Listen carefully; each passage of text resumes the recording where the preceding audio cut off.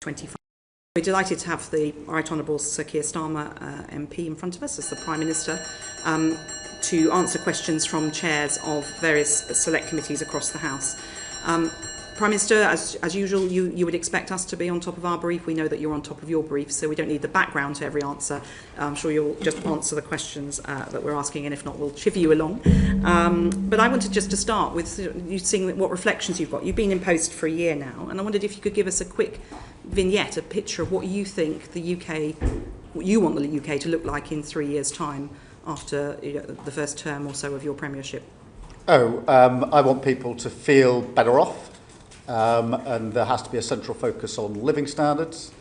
I want them to feel, as they will, that the health service is working much better, is there for them and their families in a way that it hasn't been for many years.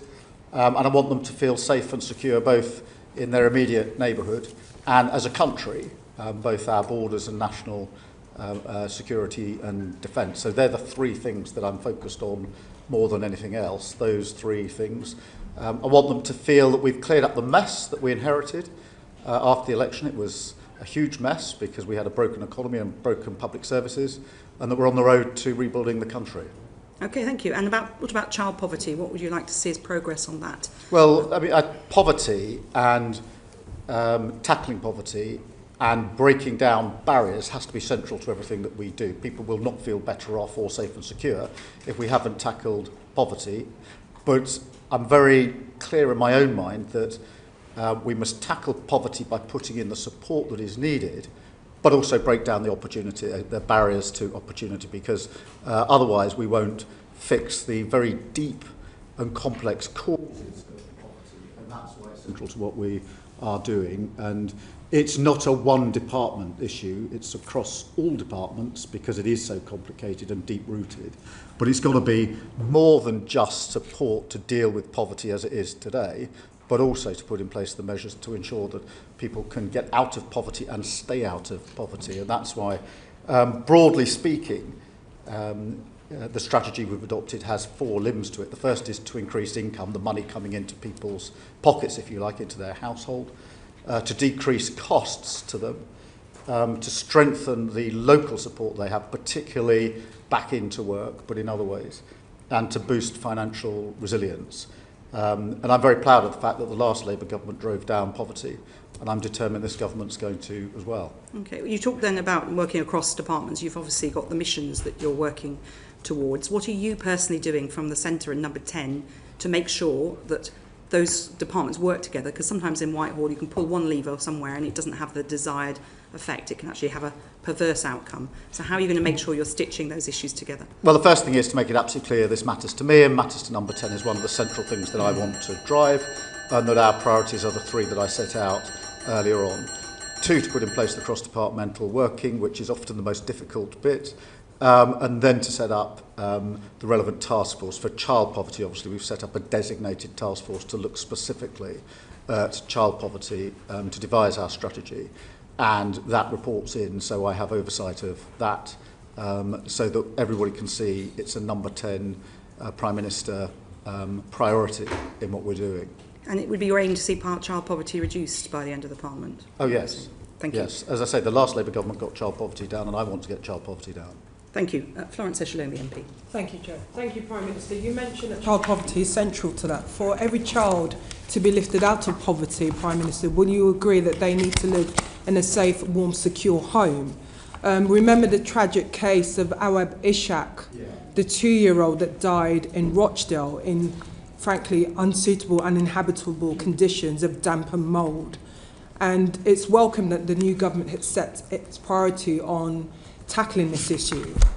Prime Minister, when this new regulation is highlighted and brought in later this year, are you confident that this legislation on tackling damp and mould will be enforceable?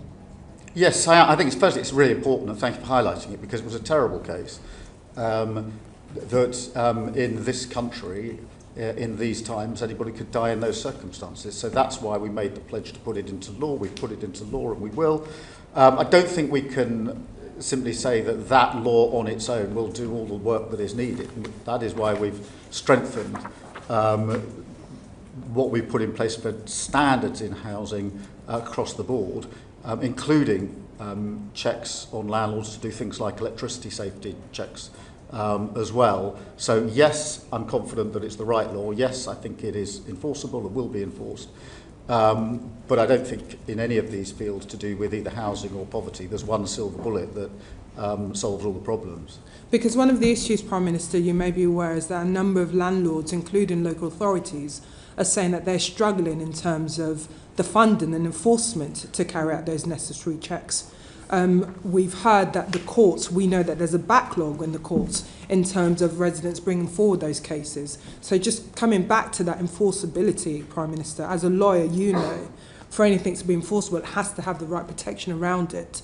So just wanting to know if there's been discussions and that interdepartmental discussions to make sure that these cases are escalated when tenants bring them before the courts. Yes, there have been. And one of the ways in which I've set up the work of government is to have key ministers on key commitments reporting in to me for a stocktake on a regular basis, where we go through progress, what measures are in place, etc. And housing, as you would expect, is one of those. There are 6 areas where we have these regular stocktakes, and housing is one of them. So the Deputy Prime Minister and her team come into number 10. And we have a session where we go through a number of different issues, but decent standards and housing and enforceability is among them.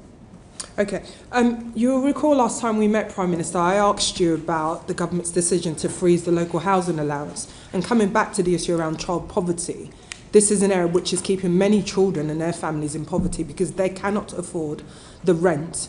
The recent data from the local government association responsible for all councils shows that there's a funding gap of around £7 million over the last 5 years. This is a key area pushing many people more into poverty. So I asked you again, Prime Minister, do you think that that was the right decision from a government that's ambitious on tackling child poverty? Look, I think I defend the decisions we've made. Obviously, we head into the autumn. We will get to another budget, and there'll be a chance to look again across the board. But we certainly made the right decision first time around. I think I'd also emphasise something I touched on last time, which is in the end, with housing, we need to build and make available more housing across the board. There simply isn't enough, and that but means the starts, price goes Prime up. Minister, you may have seen are quite low. We're not building those houses quickly enough, and we will see more people and more children in poverty. We can't build our way out of this crisis. So in the interim, what more can the government do to help alleviate that poverty? Well, that families as I are say, there'll be facing? a child poverty strategy which we're setting out in the autumn. We will go into the budget in the autumn as well, and alleviating poverty is a priority of mine. I do think that we need to build more, though, and we have to build more because we've had a problem for many years of not building enough social and affordable housing in this country. And until we crack that problem, we will never be able to get to the fundamental roots of the failures here. And that's why, on that issue in particular, I'm pressing the Deputy Prime Minister very hard. Prime Minister, on that though, when homes are built in expensive parts of the country, it's very hard for social landlords to afford to buy them at the rate they would need to make sure that the rents are truly affordable rents. So is there anything that on your radar about how you're going to ensure that not just the supply of housing, but the supply of really properly affordable social housing is... Yeah, that's why we've made a commitment within the building commitment for social and affordable housing and put down £39 billion, which is the biggest amount that's over 10 years. Put behind. Well, yes, but... I'm just to be clear. Well, I appreciate that, but there is always the duty of government to deal with the here and now, of course, but also to deal with the mid and long term. And one of the big problems, in my view, of the last 14 years is nobody did the mid and long term. So we lived with the ever-decreasing cycle of failure and short-term sticking plaster, and I'm determined that we're going to cut through that. Thank you, Chair. Thank you. Sir Geoffrey Clifton-Brown. Good afternoon, Prime Minister. Good afternoon. Just following on from Florence's last question on local housing allowance. Some 45% of households now face a shortfall between the local housing allowance they receive and the rent they pay. Some local authorities top this up, and that's costing them in aggregate £204 million. But when we did a study, the PAC did a study on this way back in January, your officials at DWP could not tell us what effect the freezing of these local housing allowances would have on increased homelessness? Because there must be an effect. Well, I hope that since then they've provided you with a letter or some further evidence. If they haven't, I shall make sure I do after this session. But in relation to homelessness, that is also an initiative led by the Deputy Prime Minister. It's one of the priorities that I've given her, and we have put a lot of money, so £950 million, into more temporary accommodation. That's money straight into local authorities, because often it's a lack of temporary accommodation that is one of the causes of the problem. And overall, we're investing £1 billion in reducing homelessness, and that involves a lot of preventative work. So there is a central focus on homelessness, quite a lot of money being put behind it, but particularly focused on this question of temporary accommodation available to local authorities. So if I could just stick with homelessness a minute. We discovered that the cladding remediation levy was sucking up so much of developers' funds that the affordable housing starts in London last year, from a fairly low base, I accept, dropped by 90%. Yeah. That surely is not going to help either the people who are made homeless or your overall effort to reduce poverty, is it? No, and we need to drive that up, and that's a problem we've identified and are working on. Obviously, we've got to do the necessary work on cladding. That's got to be financed, but you're absolutely right that we need to turn that number around and drive it up. And so the Deputy Prime Minister is across all these issues of housing. So one of the hardest things I found in our inquiry was that at June 24, almost 6,000 households with children were being housed in bed and breakfasts, of which almost 4,000 were over the 6-week limit.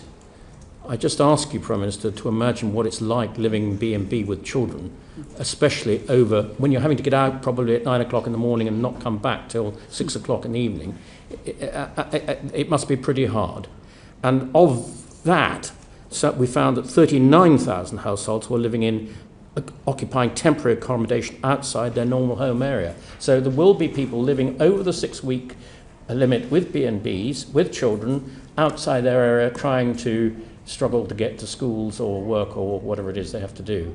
I really wonder, what would you suggest you can do to begin to solve that problem? Well, firstly, let me acknowledge it's a real problem, has a huge impact on families, and not just the physical aspects of living in those conditions and the cramped and small circumstances, but also in very many cases the ability of a child, for example, to get on with their homework and get on at school. So it has not just immediate short-term consequences, it has longer-term consequences, because those same children, once they're struggling at school, will then struggle further down the line in school.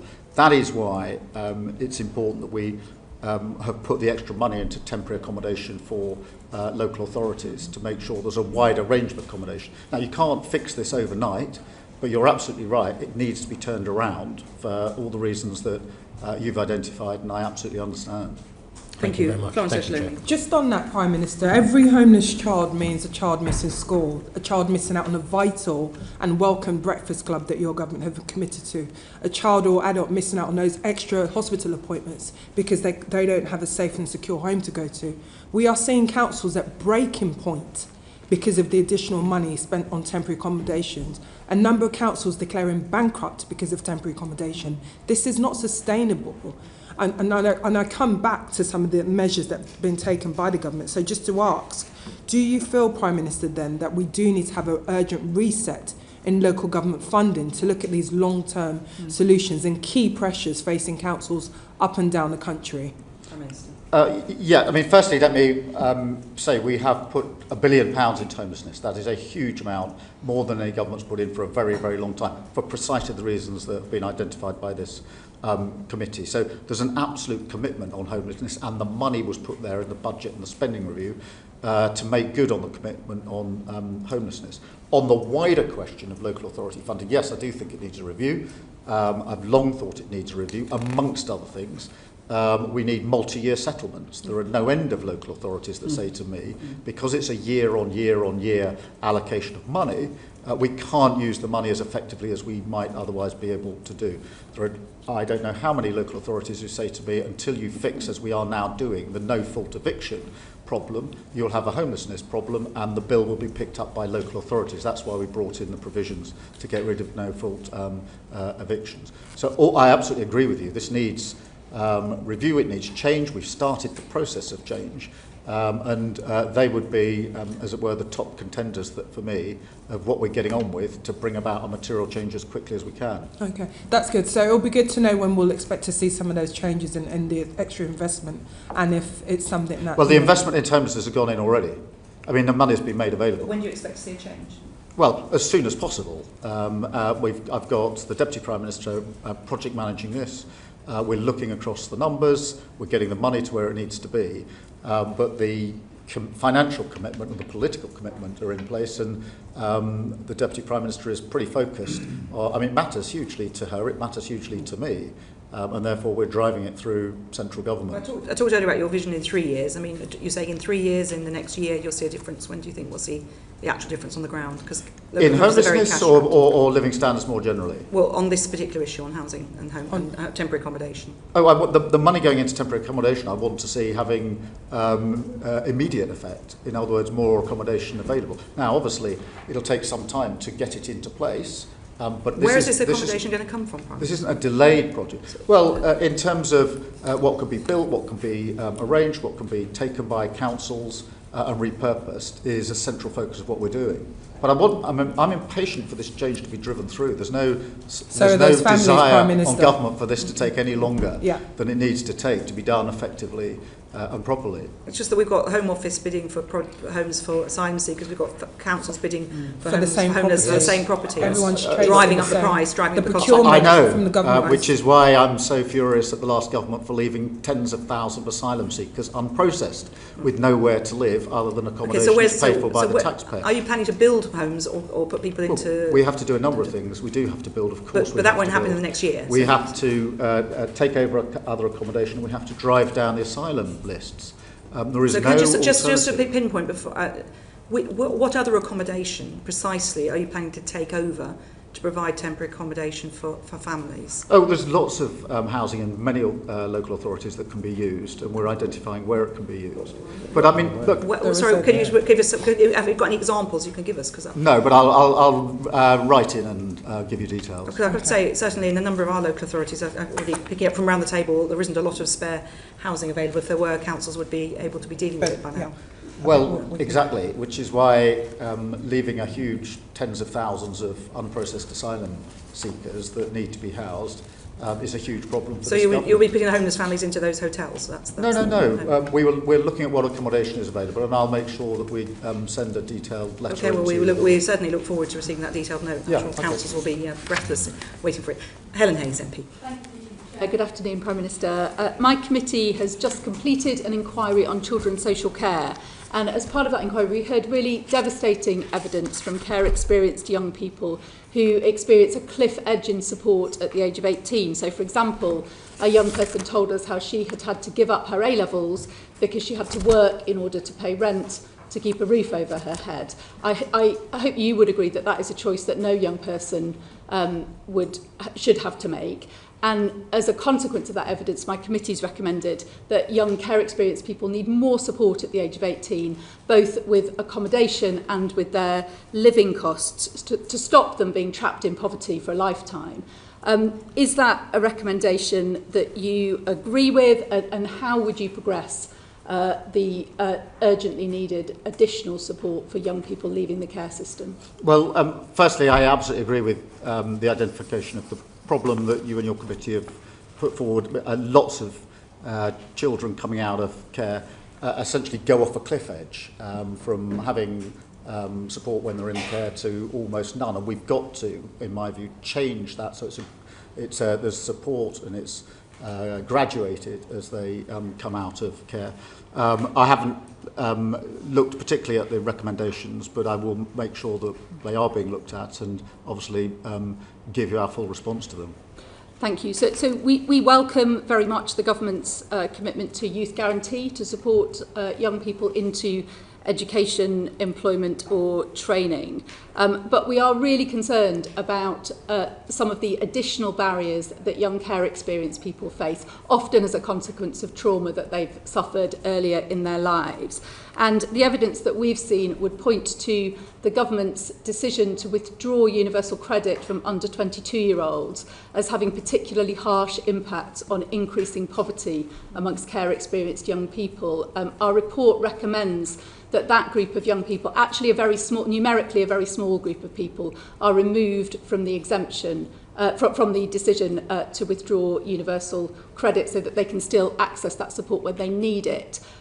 Is that something that you will be prepared to take forward? Well, certainly have a look at the recommendation that your committee has made. I do think the youth guarantee is a hugely important part of what we're trying to do, but we'll certainly look at your recommendation. One of the issues is that the mental health support often isn't there for those young people who've experienced trauma earlier in their lives, and it is very difficult for them, if they're living with trauma, to be able to take advantage of opportunities that might otherwise be available to them. And that's why we're looking particularly at that safety net for care experienced young people, because this is about avoiding them being trapped in poverty for the rest of their lives. Is this something you'd be prepared to pick up? Yeah, I mean, as I say, we'll look at the recommendation your committee has made. Okay. And then the final thing from me, just drawing again on that report, is that the evidence is that, really, if the government is serious about homelessness, if the government is serious about tackling the problems that we have in the criminal justice system, the government has to be serious about providing better support for young people in the care system, because they are so vastly overrepresented in both of those populations. So a quarter of the prison population has care experience. That would indicate that they're not in prison for any reason other than their lives have gone really badly wrong because they've been let down previously and when they were children. So this is a problem that we believe as a committee is of strategic importance to the government. Yet support across the country for care experienced young people is completely inconsistent. So our committee recommends that there is a national offer for care experienced young people. Will you commit to that, Prime Minister? Well, firstly, on your general analysis, I agree. I mean, for many years we've seen an overrepresentation of those that have been in care, in poverty and in prison in the criminal justice system. We absolutely need a better approach to that. Whether a completely national approach is right or wrong, I don't know. I'll certainly have a look again at what your committee has said about this and make the relevant inquiries. But we do have to improve the chances and opportunities for those who've been in care and come out of care. And it starts obviously with what has been a cliff edge for many of them, but then continues with quite deep-rooted problems very often for the rest of their lives. On current policy, they will still face that cliff edge and they will still fall through gaps in support because there is not a national safety net for them. So I hope that is something that you'll look at in detail and come back to this committee in due course with progress. Okay. Thank you. Thank you very much, Ms Hayes. Debbie Abrahams, MP. Thank you, and good afternoon, Prime Minister. Since you were last before us, Prime Minister, my committee published our interim findings on the Pathways to Work inquiry in May, where we expressed our considerable concerns about the imminent UC and PIP legislation, and particularly in terms of the changes in eligibility of these benefits, with the potential of pushing 250,000 disabled people into poverty. Now, I acknowledge the concessions the government made to the bill, but the fear and anxiety that this caused to disabled people currently in the system cannot be underestimated. I just wondered what you'd like to say to them now and what you will be doing differently in the future. Well, it's very important that they feel secure and supported, and that is at the heart of what we are doing in the changes we're making to welfare and related areas. I want to see more opportunities and more support put in place. And some of that will come from the state, some of it can come from employers. I'm absolutely clear in my own mind there's more that employers could do and the state can help them to do to encourage those with disabilities to come into work and to retain if they are in work. And I've seen good examples of that myself, as no doubt you have. but not enough across the country. So we need to do more. Thank you. Well, on that very point, you'll be aware that there is still projections that your government has put forward that estimate 50,000 newly disabled people in April next year will be pushed into poverty because of the reduction in the UC health element of the bill. Now, you mentioned about getting more disabled people into work. Charlie Mayfield, who, as you know, is doing the Keep Looking Working review, not to be published until later this autumn, Prime Minister, has said it will take several years before the labour market changes in order to allow more people to be disabled people to be employed, but also to retain disabled people. So my question to you is, several years, 8 months, what are we going to do to mitigate against the potential pushing of another 50,000 people, disabled people, newly disabled people, and their families into poverty? Well, I think the Mayfield report is coming in the autumn with the final recommendations, so we obviously need to look at that piece of work, and that is focused, as you know, on what employers can do.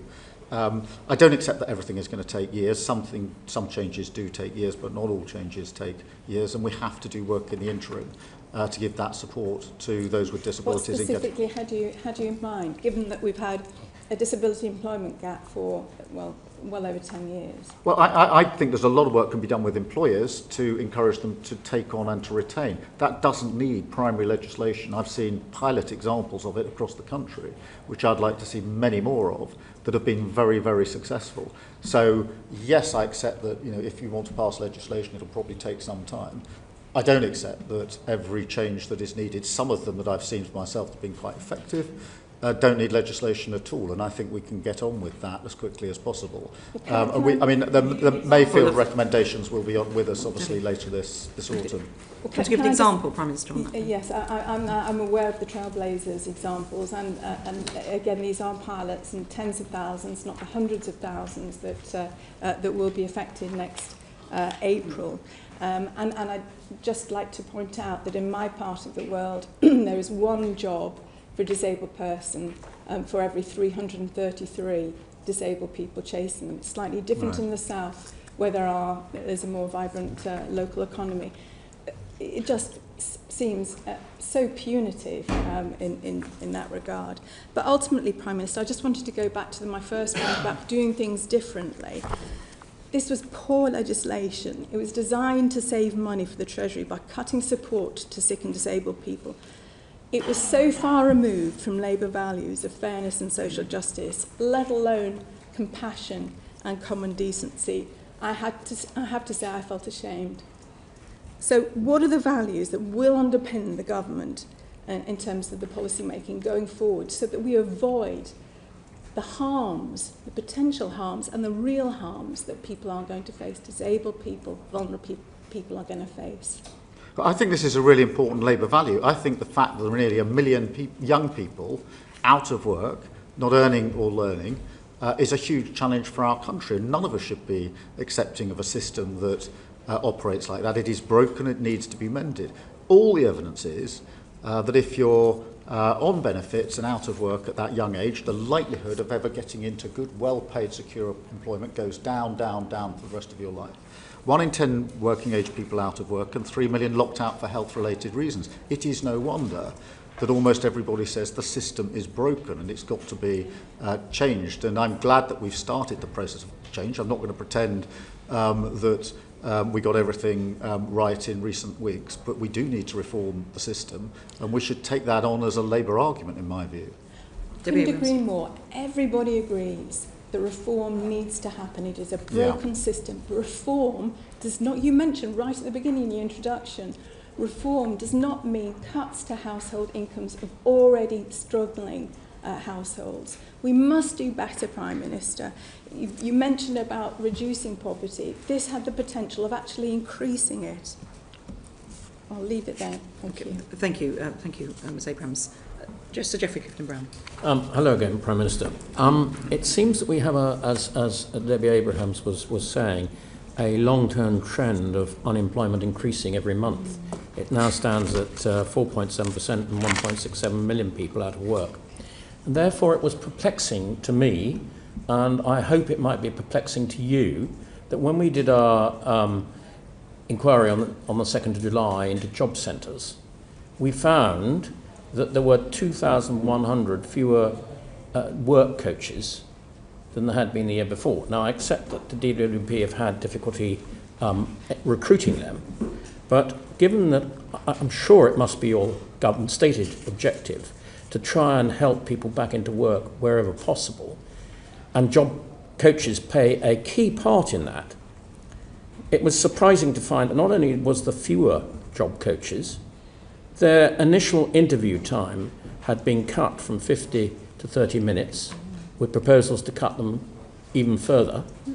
Now that means the moment the work coach gets into a room with a jobless person, they've got to establish who they are, get all their data, their criteria, their skills, their wishes, how they would get back into work, all in half an hour, which if it had been previously deemed that it was necessary to have 50 minutes, I don't see how quite that could be done in 30 minutes. And when we questioned DWP on this, they told us this was based on data from their own employees dating back to 2015 to 18. They had not done any surveys on the people trying to get back into work themselves. This really does seem peculiar. And we do know that the interwork rate declined from 9.7 in 2021 to 8.2 in 23-4. And I imagine it will decline again this year with the lack of these job coaches. So could you tell us how that might be reversed? Yeah, I mean, let me go back to the beginning of your question, if I may. The employment rate is up 0.8% over the year. The unemployment rate is also up slightly. Now, you may think that that's a slight contradiction, but as you will know, what that indicates in the data on my own analysis is that the inactivity numbers have gone down, so those not even looking for work have begun to look for work, hence the unemployment figure has gone up at the same time as the employment figure has gone up. That therefore puts a great spotlight on the very problem you've identified, which is whether job centres are doing what we expect of them in terms of helping those that are now looking for work and those that have been looking for work into work. I think we have already started the programme of changing the way job centres work, because there's not enough time coaching and helping people into work. I also don't think that many businesses are actually going to the job centre when they have a vacancy. I've talked to lots of businesses myself and said, when you do have a vacancy, are you putting that at the job centre so we can match up the local jobs that are available with those that are looking for work? And the answer is most of them don't go to the job centre. So there's a lot of change in the job centres that we've already started and we need to see through for the very reasons you've identified. So, Prime Minister, I don't think you quite answered what I asked. And you said, I think, that the job coaches were going to be given more time. In fact, not only are the initial interviews cut from 50 to 80 minutes, the follow-up interviews are also cut considerably as well. So in other words, people seeking to get into work are finding it more and more difficult because they're getting less and less advice. Yeah, I mean, I'll take away the point you're putting to me. I'm not across the details of how many minutes are allocated to the coaches in job centres, but the broad principle that you're putting to me, as it were, I agree with, which it needs to be more support for people to get into work, and we need to change the way job centres work altogether, in my view, and change the very nature of them, which is part of the work that we're doing. But I will take away the particular issue you put in terms of the minutes allocated and get a fuller answer to you. Sorry, final question for me. You said just then you want to change the way job centres work. Do you want to just elucidate on what's in your mind on that? Yeah, I don't think most businesses are advertising in job centres, and I think there's a basic mismatch between what is genuinely available in an area for those that are going to a job centre and that which they're being presented with. And I think it's a problem we've got to sort out. Okay. That is because people don't have faith in the job centres. Businesses don't, so you haven't got the job centre doing the job it's intended to do. I also want to look, whether it's minutes allocated or whatever it is, I do think there's more support, and we've allocated money to support people into work, and that needs to be used much better in my view.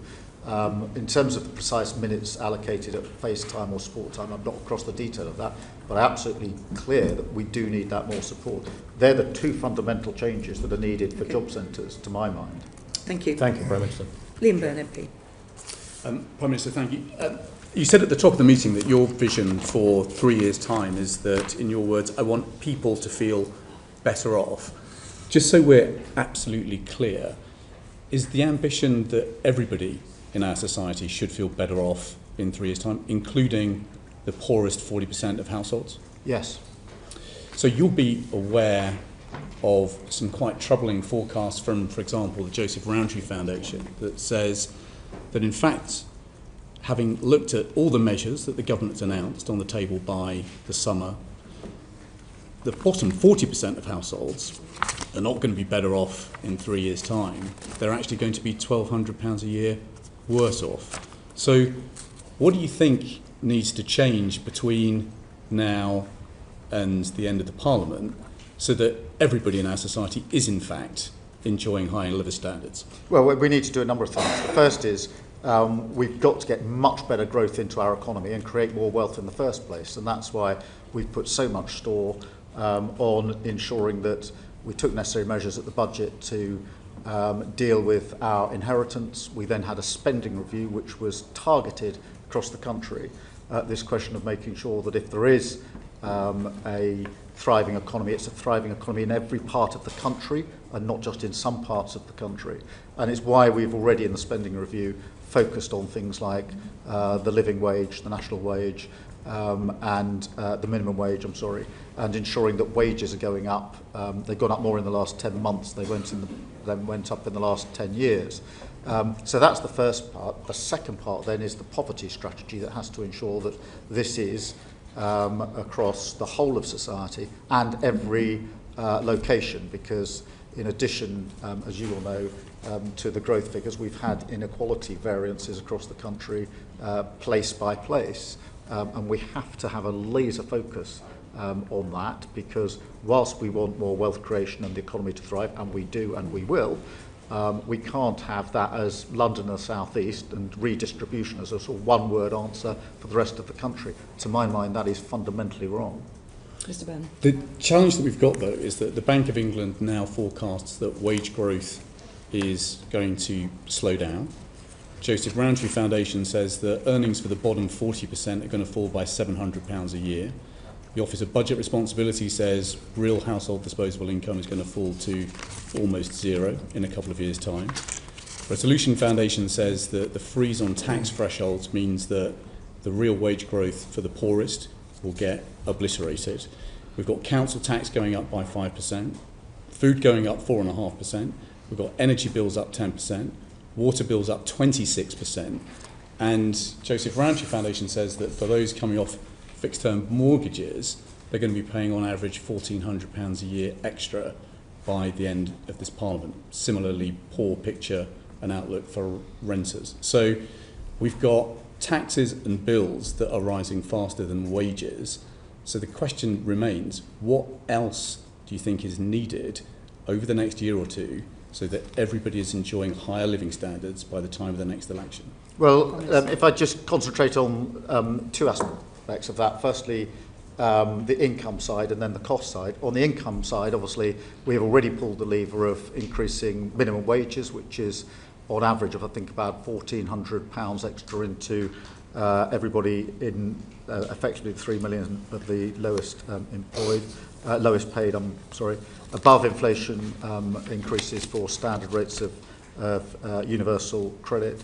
And then on the other flip side, if you like, free childcare is coming on stream from this September across the board from 9 months through to school starting age. Free school meals are being rolled out, breakfast clubs are being rolled out, limits on what you have to pay on school uniforms, and warm homes discount is £150 per household. That's gone from 3 million to 6 million households for this winter. So I do think there are things that government has done and will continue to do But in the end, the central focus has to be on creating more wealth and making sure that we have a growing and thriving economy. That's been the single biggest failure of the last 14 years, which is we haven't had an economy that has grown in any significant way. These are all important steps forward, but having reviewed everything that you've just announced, the Resolution Foundation said that the poorest half of households, by the time of their next election, will still be £200 poorer than they were last year. So, the question remains, over and above what you've announced, what else do you think is needed in order that everybody in our society is enjoying high living standards in a couple of years' time? I think we need a central poverty strategy, and we're putting that around the child poverty strategy, which we're rolling out in the autumn. But you could cut people's taxes. I mean, if we taxed investment income in the way that we do work, if we tweaked up capital gains tax so that it was fairer, there would be enough money to deal with the fiscal pressures that we forecast and deliver a big, bold working class tax cut, just as they delivered in Australia. Surely that should be an idea that remains on the table going into the budget. Well, I'm not going to be tempted to start speculating on what might or might not be in the budget. It's going to come in the autumn. We will get the forecasts. The Chancellor will set out her decisions according to that forecast, but I'm not going to be drawn into speculating on what that might be at this stage. Well, Chair, the Prime Minister didn't rule that out, so I'll take that as a win and quit. We're in for a long 6 months because no Prime Minister or Chancellor ever says in advance what's going to be in the budget, and every day there'll be a story saying doesn't rule out. Okay, we absolutely, Prime Minister, we're very aware of that. Mr Barclay. Thank you, Chair. Prime Minister, you've just been at pains to point out to Mr Byrne how much you're spending on different things. In May, the government had the second highest borrowing since records began, with only peak COVID in May 2020 being higher. Sorry, I missed the middle word there, Steve. I'm so sorry. In May, your government borrowed the second highest amount since records began, £17.7 billion you borrowed just in the month of May, and only peak COVID in May 2020 was higher. Do you expect borrowing this year to be higher or in line with forecast at the budget? Oh, in line with forecasts, and there have been monthly fluctuations, usually for global reasons, as you'll have seen in a number of other countries. But we have also obviously got our overarching fiscal rules in place, which are ironclad, one of them relating to borrowing as a proportion of debt. So tomorrow we will get both the June figure but also the figure for your first year in government of how much you've borrowed. You're expecting that to be in line with what was set out in the budget? Well, I'll see what the figures are tomorrow, and there have been, I think every month this year there have been fluctuations, broadly driven, and I think generally accepted as driven by events that are happening globally, almost capable of being tracked to them day by day. But I want to be in line with the forecasts. We've got the fiscal rules in place to ensure that we are in line with the forecasts. Well, the spending decisions you're talking about weren't global factors, they're national decisions. At the spring statement, the OBR found that there was a £14 billion deterioration in the fiscal forecast, the fiscal outlook from between the budget and the spring statement. Industry analysts are predicting a similar amount of deterioration ahead of the budget. Again, is that something that you would reject? Well,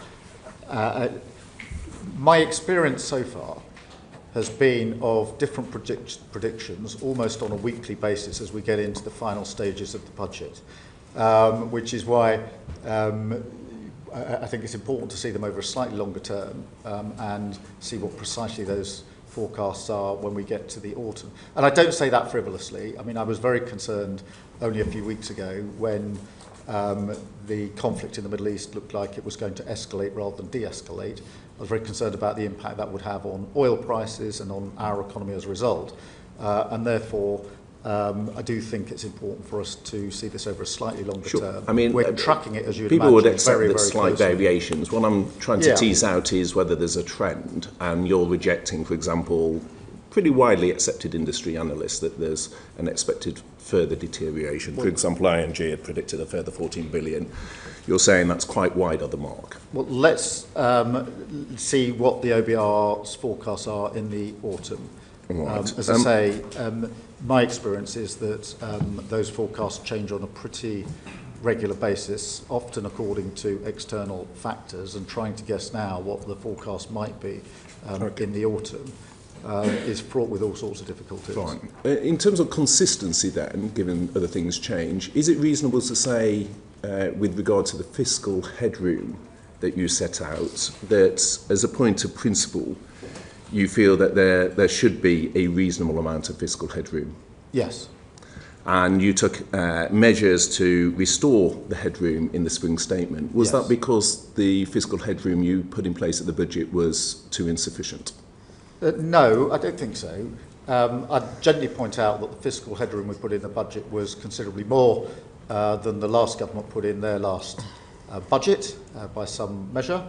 But then there was a lot of fluctuation in the early part of this year, particularly with conflicts in different parts of the world, but also with the immediate after effects of the tariff decisions that were being taken, for example, in America, had an impact. And it was right, in my view and the Chancellor's view, that we retained the fiscal headroom. Okay, so even though the headroom at the budget was insufficient and you, in my view, rightly took measures at the spring statement to restore it, the OECD are wrong when they said last month, again, pointing to how thin the fiscal headroom is.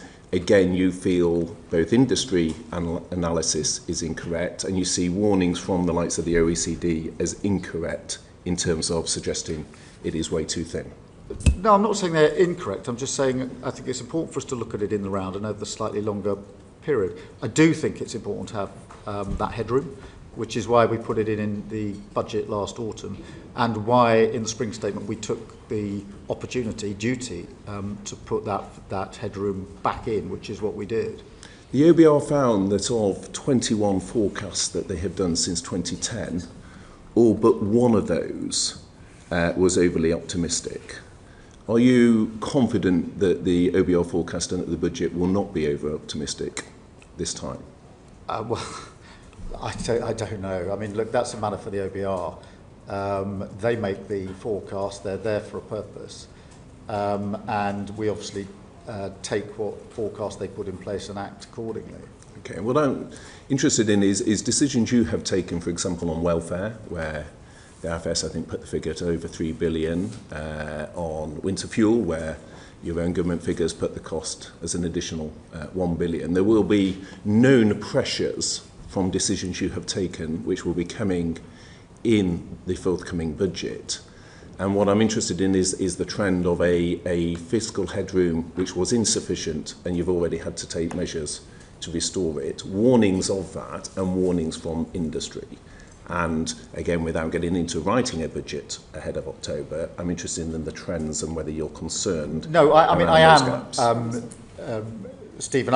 You've been in this position preparing for budgets, and you will know the experience, which is that there are forecasts that, as you lead into a budget, can in the end come on a weekly basis and fluctuate week to week, literally, and therefore.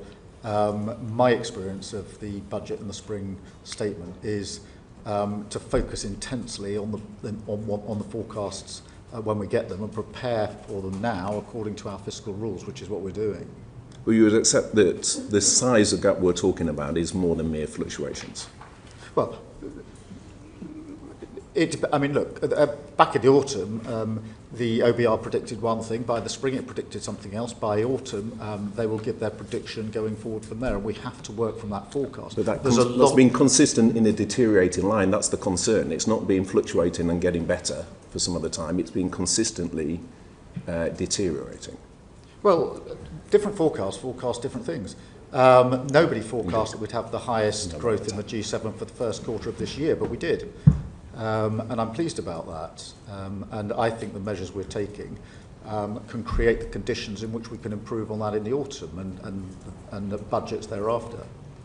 Okay, so optimism, Prime Minister, for the future as well. Of course. Okay, thank you very much. Dame Caroline Dinage. Thank you very much. Good afternoon, Prime Minister. 86% of charities say that they are seeing an increased demand for their services. Meanwhile, fewer people and fewer corporations are actually donating to charity, and their overheads are going up. What's your government going to do to support charities? Well, it is important, I think, over half of the charities have been exempted from the national insurance rises. We are looking at what we can do on sort of business rates, etc., for charities and put in the support that they need. That's it. Well, there's probably other things as well, and I'll write to you with further stuff. I mean, you say that half of charities have been exempted from the national insurance contributions, but there are 44,000 registered charities that have an income over £100,000, and the National Council for Voluntary Organisations reckons that the next increase is going to put their payments at 1.4 billion. You know, these are the organisations that you said when you came into this room, you said tackling poverty is central to everything we do. These are the organisations that are doing just that in our constituencies. They're tackling poverty on the ground, they're feeding people, they're running hospices.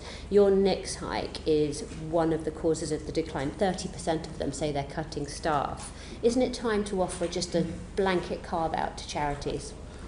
No, I don't think it is. But in terms of the point you make about charities in all of our constituencies working hard in these areas, I completely accept that. And one of the things that we launched last Thursday was the Civil Society Covenant, where we got many, many thousands of charities together and did what we promised in opposition, which was to bring the government and the charities together in a partnership through that covenant and demonstrate to them the sort of work that we can do together. I have to say, they felt that that was the first time it had ever happened with a government prepared to work with charities in that way. It was a very good thing, very, very well received, and an example, to my mind, of the sort of partnership working we're going to have in this country. We're going to bring around the change that we need to bring about in the speed we've got available, because we have to always remember we inherited both a broken economy plus broken public services. No government's inherited that combination for decades upon decades and decades and decades, and that's a very difficult working environment. But you're now attempting to break our charities. I mean, just this month, Marie Curie Hospice in Liverpool closed their inpatient unit permanently. Your civil society covenant won't put charities on a good financial footing by itself. You need to offer them a carve-out for this national insurance rise. I mean, quite simply, it is breaking them. 30% of them say they're cutting staff. Only 50% of them now feel positive about the future, Prime Minister. Can't you do something? Well, it is important just to bear in mind why we had to do what we did on national insurance. We looked through the books and we found £22 billion missing.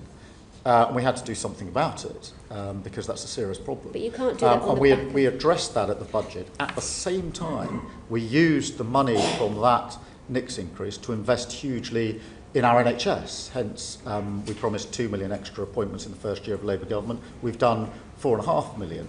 That takes the pressure off many charities. I want to talk about charities, and you're basically balancing the book on the back of things like children's hospices. Can I also talk about... we're clearing up the mess of the last government. On the back of children's hospices. Charities also depend upon individuals giving generously. Do you know which is the most generous constituency in the country? No. It's Sheffield Hallam. 1.9% of income of the average congratulations to Sheffield Hallam. I know, great, right? Do you know which are the least three generous? The least three generous are Kensington and Bayswater, Chelsea and Fulham, and Holborn and St Pancras, Prime Minister, each at around about 0.5% of their income, about half of the average of the country as a whole. Now, we know that you and your colleagues aren't adverse to being on the receiving end of a little bit of philanthropic giving. How would you persuade people in wealthy areas like yours just to dig a bit deeper? That's the first time I've been presented with those figures, but clearly in Holborn and St Pancras and other places we need to up our game, and we will do so. So have you got a plan to promote philanthropy? Well, the first I hadn't seen that readout of figures by constituency before. Not just in your constituency, across the country. What can we do to encourage corporations and individuals just to support charities a bit more? I think we should do everything we can to get them support charities and individuals. Like what? Everything we can, like what? Well, we'll go to Sheffield Hallam and we will find out what's happening there that clearly isn't happening in Holborn and St Pancras, and take it away as a learning experience.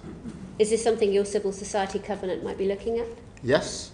I think one of the most important things is how government works with charities supporting what they do. We've had examples of charities rolling out particular initiatives that they've brought to us.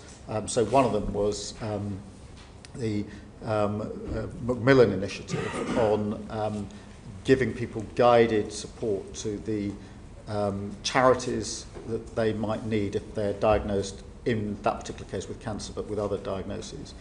They did that as a local plan. We've taken that now as a nationally rolled out plan working with those charities. Very, very good. And that's an example Excellent. of the Good couple example. working together. Can I move you on to the BBC? Because that's a bit of a regressive tax in itself, the licence fee. What's your view on how it might be reformed? And also, we were promised the BBC Charter review at the beginning of the year. What's holding it up? Well, we're going through the review, and it'll obviously come to its conclusion.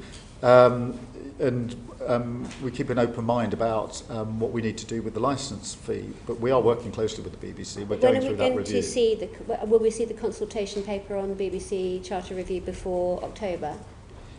I don't know off the top of my head, but I'll certainly write to you and let you know. Well, in December we were told it would be early in the new year. A fortnight we were told it would be later this year. So I will try and get a more accurate date for you. Do you know what's holding it up? No, I'll try and get you a more accurate date. Okay. Okay, thank you very much, Dame Caroline. Ruth Cadbury MP. Thank you. Good afternoon, Prime Minister. In answer to questions on poverty earlier, you acknowledged the need that earnings growth and economic growth has to happen across every part of our country. Now, away from large city centres, people who don't have access to a private car are dependent on minimal and sometimes non-existent local bus services to get to work, training, take their children to childcare, and to get to affordable shops. In the Transport Committee inquiry on buses, we've had evidence that to our inquiry that 56% of small towns in the southwest and northeast are complete public transport deserts, and that this lack of buses impacts on the growth of those small towns. So how is the government going to ensure that its current bus reforms actually close the gaps around the country in the way that is happening in Ireland, and that the buses bill doesn't just prevent more decline in the inadequate status quo? Well, firstly, I think I'm right in saying more people use buses than any other form of transport, and therefore it's hugely important, particularly in rural areas, but just across the piece. And there is a direct correlation between that sort of travel and building the local economy, so it's vitally important. We did invest a lot of money in the budget in buses, and the spending review set out, I think it was £900 million of investment. But there's also, in direct answer to your question, I think, a number of other measures that we've taken that are important. Capping at £3 the bus fare until March 27 is really important. But equally, in the bus services bill is the socially necessary services, because it's not just the price, it's the route. And too many times in the past have been examples of profitable routes having too many buses and non-profitable routes not having any buses at all. So having that provision in is very important, as is the expansion of the ability of local representatives, mayors, but also other local authorities to take more control over the buses in their area, all of which I think will change the landscape here. It's true that the buses bill is changing the governance structures, and it's also true that socially necessary routes are identified. Our concern is, and the evidence we received, is that might just about hold the status quo, while we've got many places that already have no bus service, and many more places that have no evening and no weekend bus service. So could I just ask, Prime Minister, that you look at the buses bill and other potential initiatives available to you to ensure that buses and bus use grows around England outside of London, rather than just stays as it is? Yes, certainly. And as I said, we've put quite a lot of investment into the budget, but you're absolutely right, that needs to do more than maintain the status quo. I don't think it was a status quo, I think it was probably reducing, but it needs to more than stabilise the situation and improve the situation. Thank you. Thank you very much, Ms Cadbury. Nick Smith, MP. Thank you, Prime Minister. The Chancellor established long-term measures to boost our economy. The industrial strategy provides important detail, as did the spending review. However, truth is, some of our former industrial areas are much harder to revitalise. So, for instance, in the South Wales valleys, almost a quarter of young people are economically inactive. Will the government look at concentrated regional investment for areas like this, proud places which once powered our country, still need a helping hand? Yes, I think this is really important, and obviously this is long-term issues in communities that have been overlooked, in my view, for a very, very long time. I think there are a number of measures that we are taking that are really important. To give some examples, Cardiff and Newport investment zone will drive growth, particularly in manufacturing in that area, much needed skills that are transferable. There's a Newport semiconductor cluster which will support hundreds of highly skilled jobs. You'll be well aware of all the support that's going into Tata Steel, into Port Talbot, and Tata, the owner there, that we're working with very closely. And I was very pleased to see the electric arc furnace work start just last week or the week before. But in addition to that, and really to tie it to the previous questions, we also need to invest across Wales and South Wales in particular in transport and rail across the region. Thank you for the answers, particularly on Newport. That's very close to the eastern valleys where I'm from. But also, Prime Minister, can we invest in the future in a much more localised ways in the valleys? There's 750,000 people there. They need good support in the future. Yeah, absolutely. And the transport improvement, the local growth work that we're doing, and the empowering of local authorities and working with the local, with the Welsh Labour government, central to that in terms of what we're doing. Thank you. From Wales to Scotland, Patricia Ferguson. Thank you, Chair, and good afternoon, Prime Minister. The Scottish Affairs Committee has recently been looking at those former industrial areas in Scotland, and we've observed that persistent long-term poverty and poor outcomes occurs in many of our former industrial areas, particularly those that are not close to major towns. So what steps is the government taking to ensure that the benefits of the industrial strategy reach those communities? And what work are you doing with the Scottish Government? But also, what is the role of the Scotland Office in helping to deliver those outcomes that we want to see? Some of the levers to deal with poverty are obviously devolved.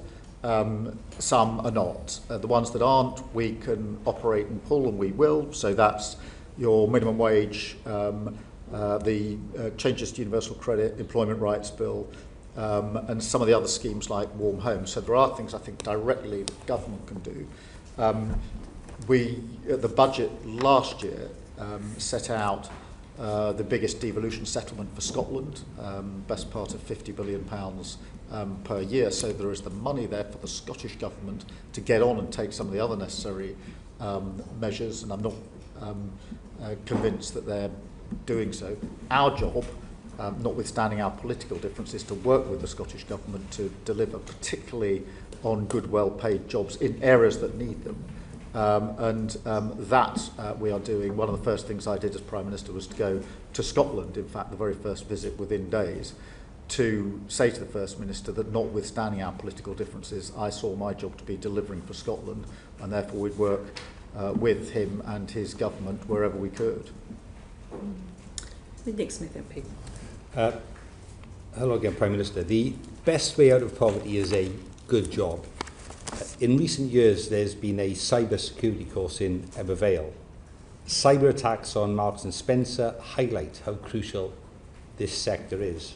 Archie Norman from M&S outlined the enormous surface attack which companies face, often after outsourcing and offshoring of cyber security.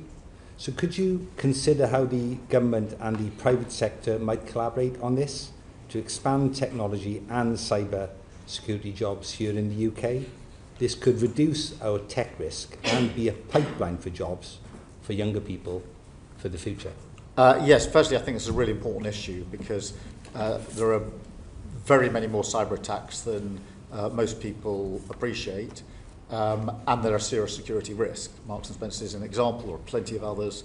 including concerted cyber attacks on the government and on our public services, which we deal with day in, day out. So it's in our interests to work both with the private sector, which we are doing on initiatives in very many constituencies to build up those jobs and develop the skills that are going to be necessary, but also working with our security and intelligence services, and in some cases with our military as well, in terms of the work that we're doing on cyber. So this is an area where you can see room for expansion. We put in the money at the spending review on this because I'm very concerned about the increasing risk of cyber attacks across the board.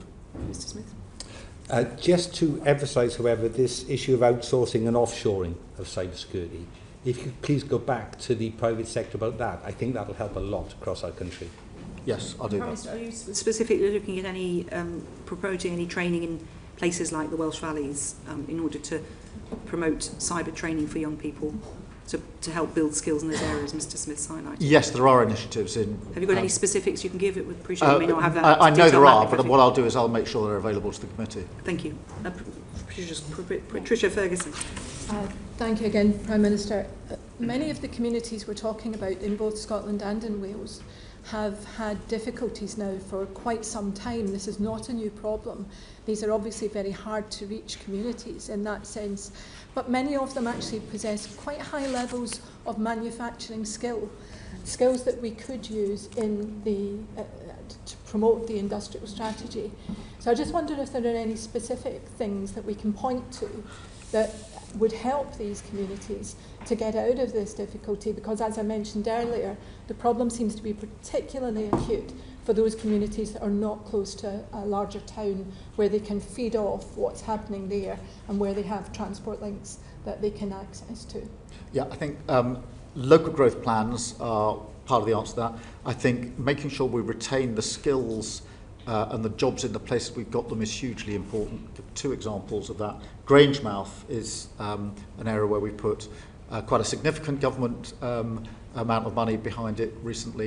Grangemouth, it seems to me, I mean, there's a problem obviously with the winding down of the refinery at Grangemouth, but it is a huge opportunity in terms of the potential of Grangemouth, and therefore for that community and many, many communities around it. I see it as a huge opportunity. I think we've got 10 strands of work going on there to identify the best possible way forward for Grangemouth, which we shouldn't see as some sort of charity case. It is an incredible opportunity in Scotland. Equally, the work around Aberdeen as we transition from oil and gas to renewables, the potential there is huge for using the same pipework for carbon capture as is currently used for going the other way, if you like, and the same skills and the same workforce for decades to come. So I think there is huge potential in Scotland if we get this right. I would also add that thanks to our India trade deal, most whisky distillers in Scotland are saying to me they're now going to struggle to produce enough whisky to export. It's a problem they are absolutely loving, but it just shows how the trade deal has direct impact on that issue in Scotland in particular. Ms Ferguson. Interestingly, many of the whisky distilleries will also tell you that they have the problem of being able to provide housing for their employees, but perhaps we don't want to go to that one at the moment.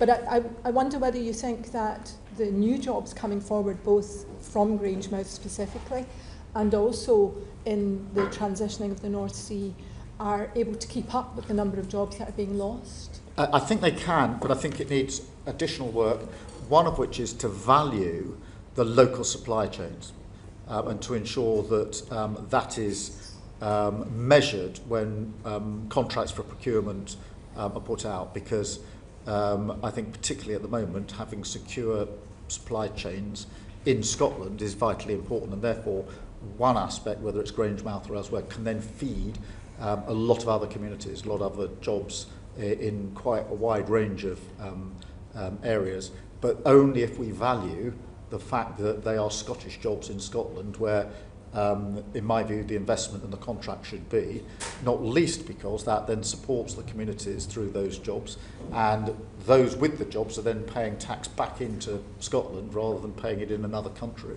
So we need to value it and weigh it in the work that we're doing on contracts in particular around the main clusters that we're talking about.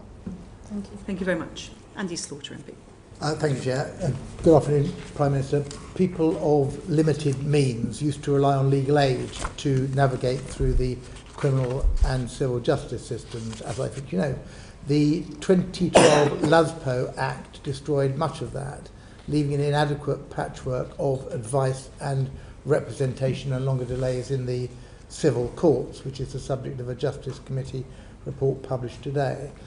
No one is expecting the government to suddenly restore the billions taken out of legal aid, but is there a comprehensive plan for ensuring access to justice, or will this be more of a patch and mend job? Well, it's a massive problem, as ever. There's no department that we inherited that is anything other than broken. We are putting more money in. We're focusing first on the criminal side, putting in more money on legal aid because, as you will know, there are terrible backlogs in our courts, and we have to sort that out with more money going in, and then to focus on things like housing, where within the civil sphere there's a particular problem. So there is more money going in. It's focused in that way, but we are looking at a broader review of how we can have better and quicker access to justice because it's far too slow. Thank you. Could I just move on to reoffending then? We've got terrible reoffending rates in this country. People leave prison without a job, a place to stay, or support with addiction and mental health. Some become a nuisance on our high street, committing further offences and quickly finding themselves back in prison. But while you're building new prisons and substituting control and punishment in the community for custody, what plans does the government have to cut the numbers committing criminal offences by reducing reoffending, stopping the revolving door that destroys the lives of victims and perpetrators alike? The first thing is more mental health and substance abuse support in prison whilst people are in prison, which we're putting in and does make a difference. I think for those that are out of prison and serving their sentences in the community, there's an initiative we've launched with councils to try and bridge them into well-paid work at the end of that part of their sentence, which is shown to have material support, and then putting a better package of support around those actually leaving prison when they do leave prison. So they're the three things that we're doing at the moment. Thank you. Thank you very much. And we're now going to move on to discussing some of the international issues that you've been dealing with, Prime Minister. And Andy Slaughter's going to kick off with that as well. Well, slight change of tack, Prime Minister. Every day it's clearer that the civilian population of Gaza is being starved, killed and displaced in a systematic yet indiscriminate way. The steps the UK has taken thus far have had no effect on the criminal actions of the Israeli government. Indeed, these have accelerated and spread to the West Bank. What further steps will the government take to protect Palestinians from mass killing and destruction of their homes and communities? And will these include recognition of Palestine as a state and acting on our obligations under the ICJ advisory opinion? Firstly, we need, in direct answer to the first part of your question, we need a ceasefire, and we need it straight away, because that will create the space for the remaining hostages to be released. They've been held for a very, very long time. It will create the space for aid to get in at speed and at volume, which is desperately needed. And equally importantly, create the space for a political process, which, to my mind, is the only long-term way to get a sustained peace in Gaza, and we mustn't forget what's happening in the West Bank as well. I do think, in answer to the second part of your question, that it is important that all countries, including ours, play a leading part in bringing about the peaceful settlement that we want. And obviously, on the question of recognition, we are, and have been for a long time, committed to that as part of the process, as a contribution to the peace process at a time most conducive to the prospects of peace. We are working with others on how we get from where we are now to a two-state solution, which is the only viable option to my mind. And I think that we need to use the coming weeks to push further on credible plans for the next phase of Gaza. If we get to a ceasefire, we need to push past that and on to better regionally supported reconstruction efforts and supporting of the Arab plan. And I think we should play a leading part in that. I think, if I may, you began by talking about a ceasefire, which is absolutely right, because that is the sine qua non here. But we hear a lot of words, and there's been another statement, I understand today, a joint statement with 25 countries, but people are asking for action. You must hear that, and certainly the Foreign Secretary hears that every week in the House of Commons, and we have yet to see any steps that have led the Israelis to take action on a ceasefire. Indeed, the opposite is the case. Every morning brings new horrors and new atrocities, new displacements, new deaths of civilians queuing for food in that way. And they're looking to you and to this government to try and provide something which makes that ceasefire happen. What will that be? Firstly, let me be clear, the situation on the ground in Gaza is intolerable on so many levels.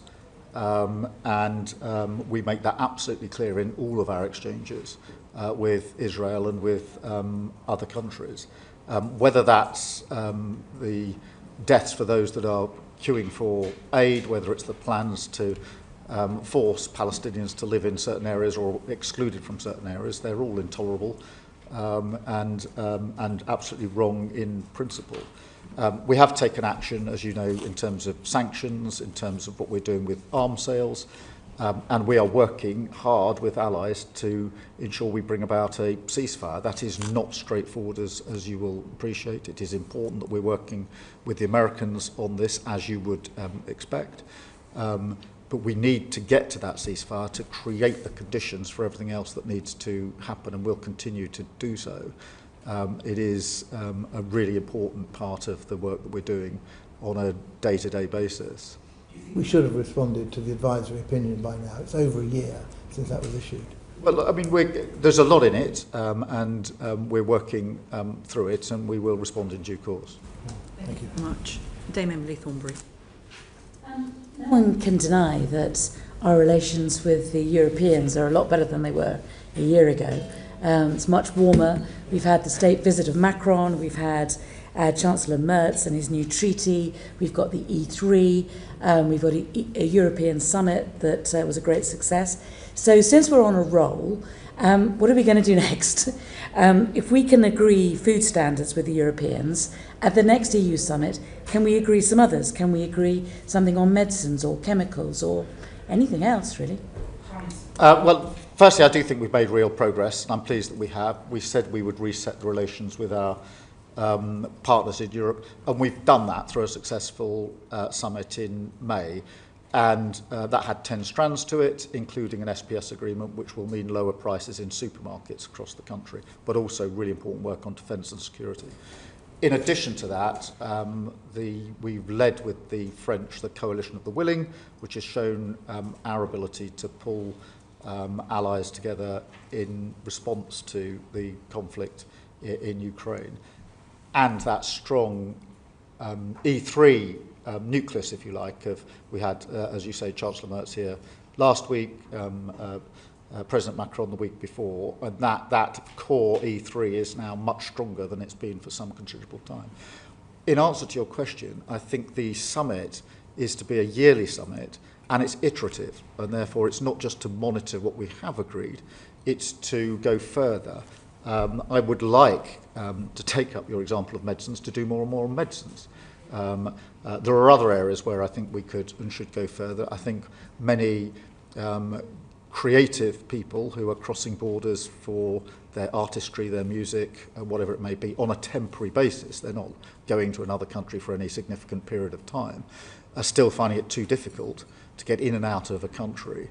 I hope we can make some progress there. They're not the only areas, but these are common sense changes that we could make to our arrangements with the EU, which had, in my view, very little to do with the vote in 2016, and where by resetting the mood in Europe, we now have a chance of going further. I mean, what would a better relationship look like in terms of defence with the European Union? We need Firstly, to ensure that the commitments to spend more are common across Europe, which I think we are doing. We certainly achieved that at the NATO summit. But then we need to do more than that, because if we're going to all spend more on defence, we need to cooperate and coordinate in how we're bringing about the capability.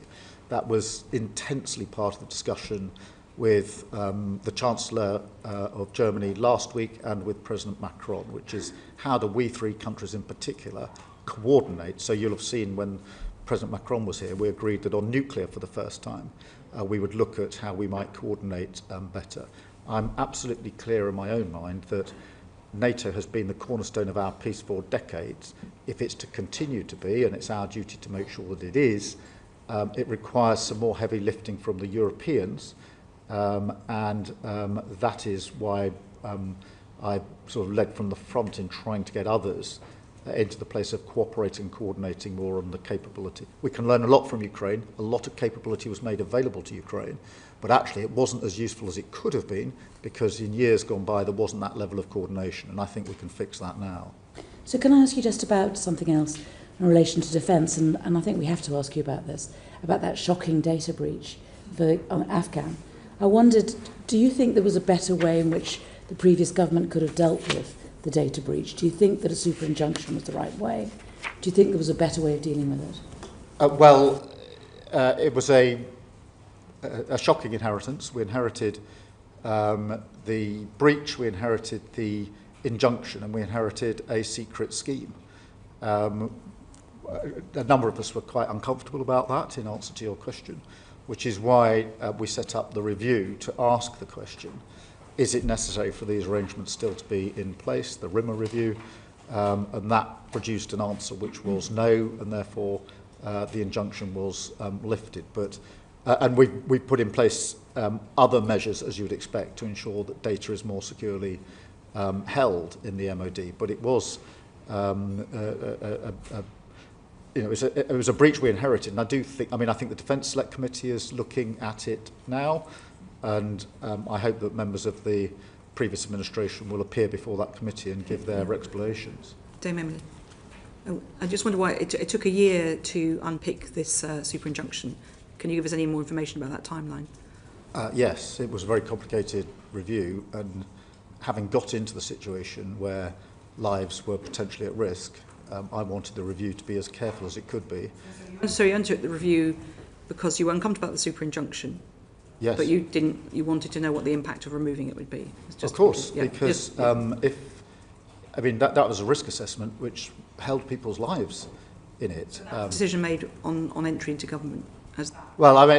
Pretty soon afterwards, yeah. So you briefed in the first briefed as Prime Minister, not as Leader of the Opposition, just to be clear. I wasn't briefed as Leader of the Opposition. Okay. To be fair, it wasn't. Just be clear for the record. It wasn't offered to me, but to be fair to the last government, they did offer me briefings on most things. Yeah. As it happens, they didn't offer a briefing on this, but I'm not complaining as such. I didn't get offered it, but to be fair, I did get offered briefings on a quite regular basis. Okay, just for the clarity for the record. Chiomura MP. Thank you very much, and good afternoon, Prime Minister. So the Science, Innovation and Technology Select Committee published its report into social media misinformation and harmful algorithms this month, and basically identified that the online safety regime, which this government inherited, is not fit for purpose. It's unable to tackle... So we found that the online safety regime, which this government inherited, is not fit for purpose. It's unable to tackle the spread of misinformation, and it cannot keep British citizens safe online. So can you promise my committee and everyone whose lives are impacted by the viral spread of algorithmically amplified misinformation, that the ongoing discussions on a trade agreement with the USA, or for that matter the forthcoming visits of Vice President Vance and President Trump, will not prevent you from taking the action which is so urgently needed to keep British people safe online from misinformation? I'd say two things about that. Firstly, obviously the next tranche of protections under the Online Safety Act are coming into force imminently, and we need to look at how effective they are. But I do agree with you that we need to go further than that, and in all of our analysis here and the work that we're doing, we have to focus on our national interest, what we need to do to keep our citizens safe, and also to make sure our electoral system and democracy works effectively, because I was very worried at the last election about misinformation, and I'm very worried about the potential for misinformation in future elections in this country. Thank you, Prime Minister. The Online Safety Act specifically does not address misinformation. That was clear evidence. But there are provisions within it that are coming on harm, which are coming into force imminently. Thank you very much. Dame Caroline Dinage. Just very quickly back to the BBC. It's the most trusted news brand around the world, and yet financial pressures have seen where they cut services, where the BBC World Service cuts services, they get backfilled by Chinese state media in Russia today, and that actually has a direct positive impact on favourability towards them. I just wondered, Prime Minister, do you agree with the Minister who said to my Select Committee that the BBC World Service bolsters national security and global security? And if you do you think more government departments should contribute to fund it? Firstly, I do agree with the proposition. I think the World Service is really important. I also agree that whether it's in broadcasting or other areas, there are other states that are more than happy to step in if a gap is left. Somewhere in the pack I've got the funding arrangements for the World Service, but I can't put my finger on it at the moment. But we do need to make sure that we protect the World Service for those very reasons. It is a matter of national security. Sorry? In essence, it's been increased, but by not enough. Yeah, well, it's a constant call. The inflation that they're sort of facing in some countries is like 30%, and the increase is very tiny. And in countries like Liberia and Lebanon and Kenya, where the BBC World Service has pulled out, Russia Today and Chinese state media have backfilled. So it's just really important to put that on your radar. No, and I take that away, but I agree with the basic proposition that other countries are very quick to step in if we leave a gap. One tiny quick question. Will there be a Department for Culture, Media and Sport after the next reshuffle? Yes.